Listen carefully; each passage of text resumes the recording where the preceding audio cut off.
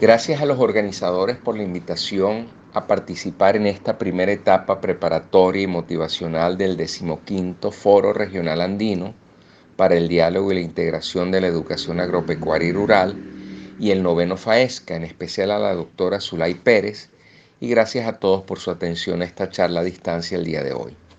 Desarrollo rural y derecho a la alimentación, una compleja pero necesaria sociedad.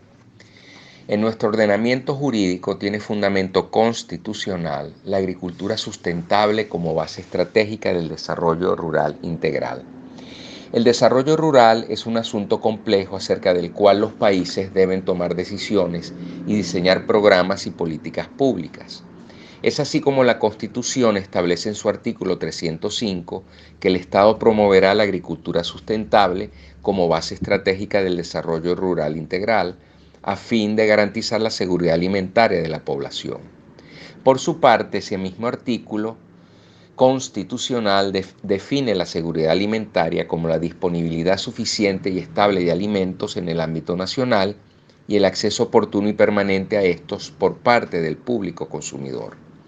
Adicionalmente, en ese mismo artículo se establece que la seguridad alimentaria de la nación se alcanzará desarrollando y privilegiando la producción agropecuaria interna. El desarrollo rural implica no solamente el crecimiento de la agricultura, de la cría, la acuicultura y de las actividades en general esenciales para la producción de bienes de origen agropecuario y materias primas, primordiales para la expansión de la oferta interna de alimentos y por ende de la seguridad alimentaria en cuanto contribuye con el aumento de la disponibilidad de alimentos. El desarrollo rural implica la mejora y perfeccionamiento de las capacidades humanas, de la educación, de la forma de hacer las cosas, de la tecnología, como estrategia de fondo para incrementar no solo la oferta, sino también la productividad, pero también para mejorar el bienestar general y el ambiente social. A fin de cuentas, no se trata solo de producir más, sino de producir mejor, sostenidamente, sustentablemente y poder competir en el mercado, especialmente frente a la producción importada. De acuerdo con estos lineamientos constitucionales, el planificador está inmerso en un dilema. Por una parte, proteger y tutelar al sector rural, promover su desarrollo y el crecimiento del sector agropecuario, pero simultáneamente proteger el ingreso de los consumidores, garantizando su seguridad alimentaria y por lo tanto su derecho a la alimentación. Las políticas públicas se deberán diseñar, por tanto, tomando en cuenta el sector rural y sus ejes productivos, como son el agrícola, el ganadero, el acuícola o el forestal, o sus ejes sociales, como el educativo, el del empleo o el del agroturismo, solo por poner algunos ejemplos. Algo bastante complicado si tomamos en consideración que ambos fines se pueden alcanzar uno a costa del otro si no hay una clara y correcta planificación. ¿Qué hacer entonces en este marco de políticas con una finalidad tan aparentemente contradictoria? Con leyes, estrategias y programas apropiados, siempre dentro de una política integral. Se puede lograr este desarrollo rural no solamente pensando teóricamente, genéricamente, sino pensando de forma productiva, competitiva, algo que no siempre está en la mente de los planificadores y ejecutores de la política sectorial. ¿Cuáles leyes, estrategias y programas? Por ejemplo, de empleo y de educación rural, de capacitación de recursos humanos, de reforma agraria para lograr una verdadera democratización, de acceso a la propiedad de la tierra, de extensión rural, entre otros.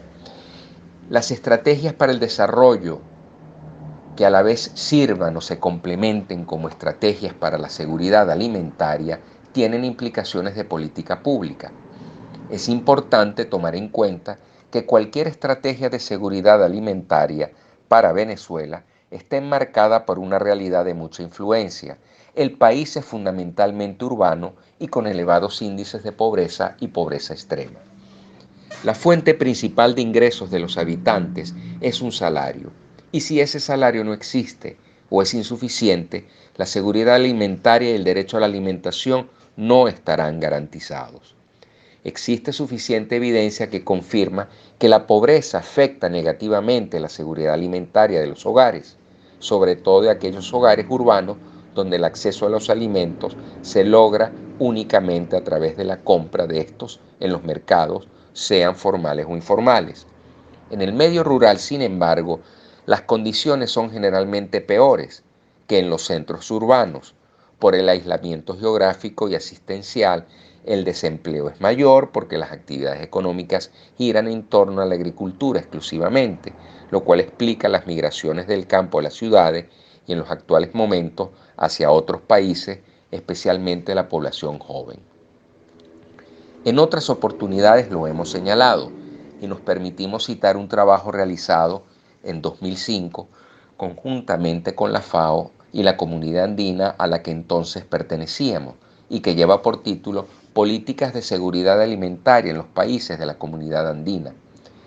Y decíamos que los programas para el desarrollo rural dentro de una estrategia de seguridad alimentaria que contribuye a garantizar el derecho a la alimentación, si estos programas son efectivos, cumplen una doble función. Por una parte, contribuyen al mejoramiento de la calidad de vida del habitante rural, mejorando sus ingresos y por tanto su seguridad alimentaria. Por la otra, representa un desarrollo de tipo geográfico y territorial al detener las migraciones hacia la ciudad y permitir el ejercicio de la soberanía nacional mediante la ocupación del territorio. Nos atrevemos a sugerir 3 áreas para el diseño de programas de acción pública que son particularmente importantes para las poblaciones rurales pobres.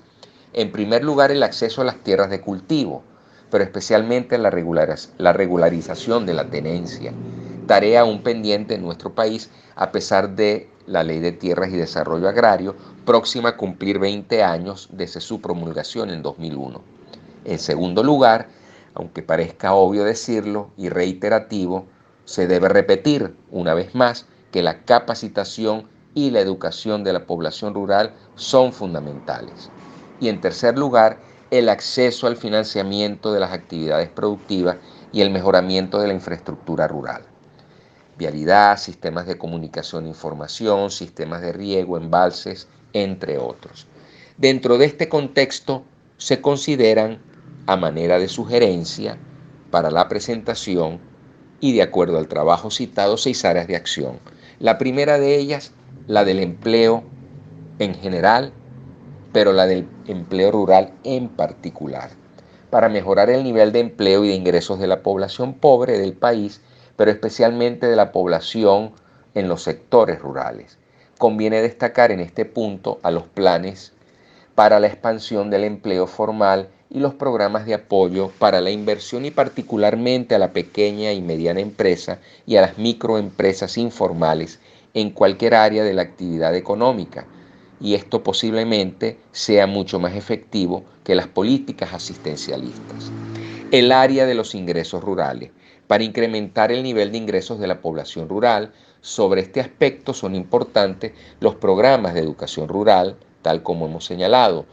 Los estudios rurales deben adaptarse para que instruyan para la producción, el trabajo y la vida rural. También son importantes los programas para el mejoramiento de los sistemas de producción a nivel rural, los programas de titulación de tierras, de transferencia tecnológica por zonas agroclimáticas, los programas de financiamiento rural, el establecimiento, por ejemplo, de cajas rurales, los programas de extensión, los programas para la mecanización e insumos, el tema de la dotación de servicios, telefonía rural, por ejemplo. Una tercera área, la de la producción agrícola y pecuaria, para incrementar la producción agropecuaria nacional, mejorando particularmente la competitividad de la oferta alimentaria. Aquí vale la pena destacar a los programas de circuitos agroalimentarios basados en la competitividad. Una cuarta área relativa a la salud y la nutrición, para mejorar las prácticas de alimentación, de salud y la higiene de la población. Conviene destacar en este punto el rediseño de programas educativos para que incluyan las buenas prácticas de alimentación y de higiene con carácter obligatorio en las escuelas, diseñar programas para la promoción de estas prácticas bajo la responsabilidad de instituciones como el Instituto Nacional de Nutrición o aquellos institutos vinculados al tema de la defensa y educación del consumidor y de los usuarios. Los sectores vulnerables se deben, por supuesto, tomar en cuenta estos sectores especiales, hacer programas para la protección integral y, en este sentido, buenos resultados arrojan los programas concertados entre el Estado y la agroindustria para la fortificación y enriquecimiento, por ejemplo, de los alimentos. Como vehículos de estos programas, destacan en primera línea, por supuesto, los alimentos de mayor consumo en el país, como son, por ejemplo, la harina precocida, el pan de trigo, las pastas o el arroz, haciendo énfasis en los nutrientes cuya disponibilidad no satisfaga los requerimientos, como es el caso en la actualidad para Venezuela del calcio o la riboflavina. Por último, el marco institucional. El ambiente legal e institucional, las reglas claras, concertadas e iguales para todos, son fundamentales para generar seguridad jurídica, paz social en el campo, incentivos a la inversión, respeto a la propiedad de los bienes, creación de motivaciones positivas para la iniciativa particular y asociativa, para incrementar la eficiencia, la transparencia y, en definitiva, la justicia en las relaciones de producción y de consumo. A manera de reflexión final, el sector rural del país, pero en particular el sector agropecuario como parte de aquel, puede y debe cumplir un papel de importancia dentro de una estrategia para la reducción de la inseguridad alimentaria y del hambre, mientras sean fuente generadora de bienes agroalimentarios de calidad, también de servicios a precios competitivos que no se constituyan en una carga adicional indebida para los consumidores pobres del país. Todo programa de ayuda al sector productivo debe tener como norte la producción de alimentos baratos y de calidad. El reto de los planificadores entonces está en diseñar políticas públicas efectivas, realistas, equitativas desde el punto de vista social, pero eficientes desde el punto de vista económico. Y esto, por supuesto, incluye también a las leyes.